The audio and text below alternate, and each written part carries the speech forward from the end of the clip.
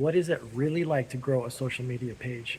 Nobody really talks about the actual experiences that you go through when you're trying to grow a social media page.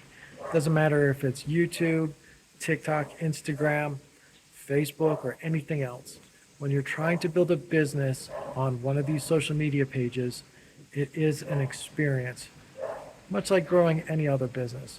The difference is you're putting yourself out there for the entire world to see. Because if you post a video on YouTube or TikTok or Instagram, it becomes available for everybody.